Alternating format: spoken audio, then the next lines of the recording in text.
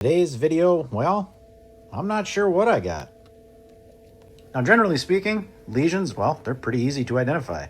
In this case, though, it's kind of throwing me for a loop. Now, at this point, I'm pretty sure that I had a white line lesion based on the sole separation up above. But looking at this now, I'm starting to see that, well, this doesn't even come close to that white line, which is odd. My next thought was, well, maybe this is some type of weird puncture.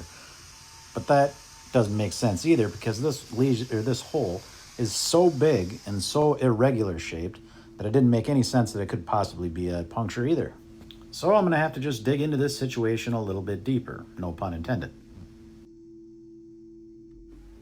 I could use my grinder here to remove much of this sole and speed this process up, but this cow is very sensitive on this foot, and anytime that I run the grinder, she would flinch, so I could tell just from the vibration that it was too sensitive to do that.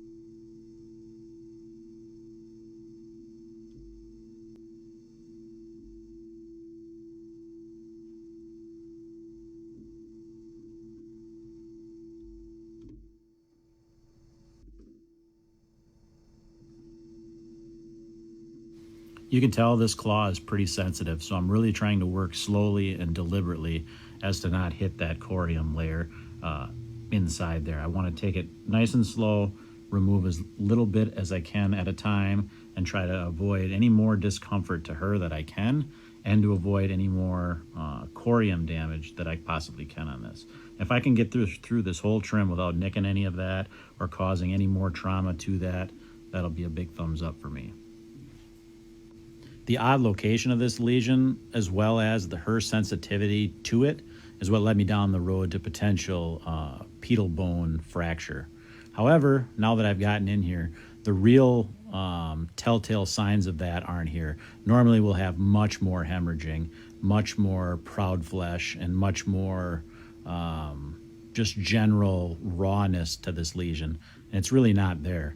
So what I think we have here is an ulcer that was basically a flat ulcer, not a protruding ulcer, and it had gotten colonized by digital dermatitis. So basically we have a case of hairy attack that we're working with here. The only odd part about it is that the primary lesion site seems to be a little lower than it typically would be for a sole ulcer, but it may just appear that way too with all of this digital dermatitis that's growing on there, maybe deceiving the location of that, but I'm pretty sure that's what we have here. If you noticed, I've left that outside wall of this claw on there. I did not remove that. That's intentional. If this block were to come off, I want to have some protection on that foot to keep that lesion off the ground. Because that outside wall is sound, I don't have to worry about it causing any problems with the healing of this foot.